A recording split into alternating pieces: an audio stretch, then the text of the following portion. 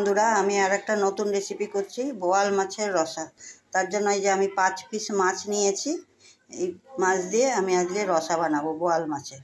তেল গরম হয়ে গেছে, কড়াতে সর্ষের তেল দিয়ে দিচ্ছি। এবার মাছগুলো আমি আস্তে আস্তে ছেড়ে দিচ্ছি।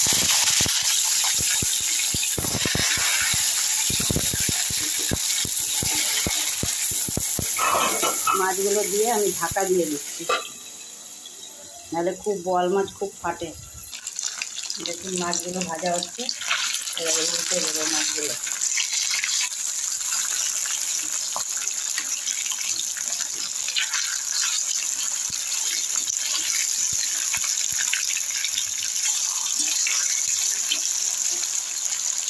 মাছগুলো আরও ভাজা হয়ে গেলে তাকে তুলে মাছগুলো দেখুন ভাজা হয়ে গেছে। আমি এখন এই সময় মাছগুলো তুলে দিচ্ছি।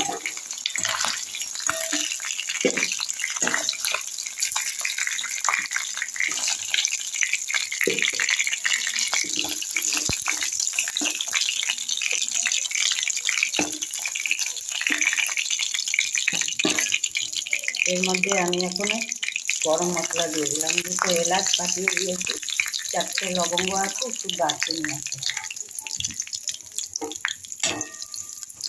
দিয়ে এর মধ্যে আমি এখন যে গরম মশলাটা একটু ভাজা হয়ে গেল, আমি একটা পেঁয়াজ কুচিয়ে রেখেছি, ওটা দিয়ে পেঁয়াজটার মধ্যে সামান্য নুন দিয়ে ভাজা হচ্ছে। পেঁয়াজটা ভাজা হয়ে গেছে। এর মধ্যে আমি এখন একটা টমেটো আছে, একটা বড় পেঁয়াজ আছে, একটা রসুন আছে, একটু আদা আছে, সব একসাথে পেস্ট করে দিচ্ছি। এর মধ্যে 1 চামচ হলুদ গুঁড়ো আছে, 1/2 চামচ লঙ্কার গুঁড়ো আছে, একটু নুন দিয়ে দিলাম। নুনটা ঝালটা যার যার পরিমাণ মতন দেবেন। আবার এই মশলাটাকে আমি এখন কষাবো। দেখুন মশলাটা কষানো হয়ে গেছে, ছেড়ে দিয়েছে। আমি এখন এইটাতে জলটা দিয়ে দিচ্ছি, মিষ্টি দিয়ে রেখেছিলাম, এই জলটাই দিয়ে দিচ্ছি। দিয়ে এর মধ্যে আমি এখন মাছ দিয়ে দেব।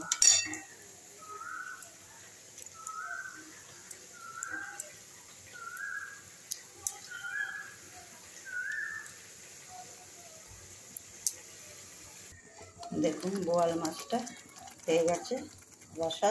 এর মধ্যে আমি এই 1 চিমটে একটু এই গরম মশলা দিই, কারণ আমার তো গোটা গরম মশলা দেওয়া আছে নামানোর সময়। এখন গ্যাস বন্ধ করে দেবো। দেখুন মাছটা রান্না হয়ে গেছে, এরকম হয়েছে।